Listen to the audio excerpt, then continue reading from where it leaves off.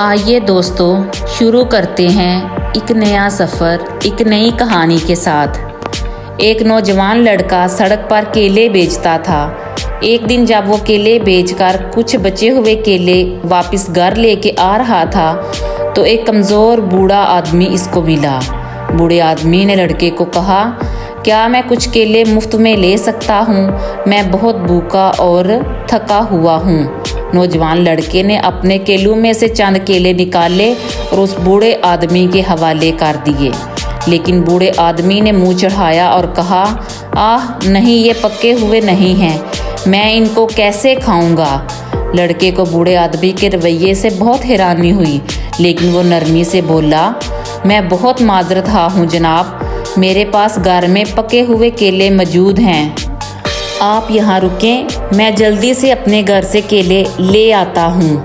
बूढ़े आदमी ने गुस्से से कहा, फिर जल्दी करना। नौजवान लड़के ने अपने केले उठाए, दौड़ते हुए घर आया और 3 बड़े पके हुए केले लेकर वापस बूढ़े आदमी के पास गया। इसने मुस्कुराते हुए बूढ़े आदमी को पके हुए केले दिए, लेकिन नाशुक्रा बूढ़ा आदमी मुंह चढ़ाकर अफसोस का इजहार करते हुए बोला, खुदा का खौफ करो बच्चे, आपने मुझे इतने पके हुए इतने बड़े केले दिए हैं, आपको पता होना चाहिए कि मैं बूढ़ा आदमी हूँ और ये मेरे पेट को खराब कर सकते हैं। लड़का परेशान हुआ और बूढ़े आदमी के रवैये से बहुत उदास हुआ। इसने कहा, मुझे अफसोस है कि मैं आपको खुश नहीं कर सका, लेकिन अब मैं क्या करूं?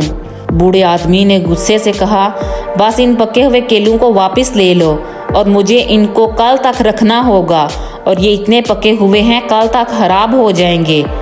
लड़का बोला, मैं आपको कुछ कम पके हुए केले फराहम कर देता हूँ, वो कल तक खराब नहीं होंगे। बूढ़ा आदमी गुस्से से बोला, फिर जल्दी करो, मेरी टांगें दर्द कर रही हैं। उस बूढ़े आदमी को खुश करने की उम्मीद में नौजवान लड़का जल्दी जल्दी दौड़ता हुआ दोबारा घर आया और कुछ मिनटों बाद पहले केलों में से केले लिए और बूढ़े आदमी के पास आया। लेकिन बूढ़ा आदमी नाराज़ हो गया और बोला, तुम बिल्कुल सुस्त बच्चे हो, अब मेरी ख्वाहिश नहीं रही केले खाने की, मुझे अब केले नहीं चाहिए, बस अपने केलों को लो और यहाँ से चले जाओ। लड़का डर गया और वो हैरान था कि बूढ़े आदमी ने इसके साथ क्या किया है, और बूढ़े आदमी के इस रवैये की वजह से उसकी आंखों में आंसू आ गए। बूढ़े आदमी के गुस्से वाला चेहरा अचानक मुस्कुराहट में बदला और फिर इसने लड़के के कंधे पर हल्की सी थपकी दी और पुरअमनी के साथ कहा, बच्चे, ज़िंदगी में सबसे कीमती सबक सिखाया नहीं जाता, बल्कि वो तजर्बे से हासिल होता है।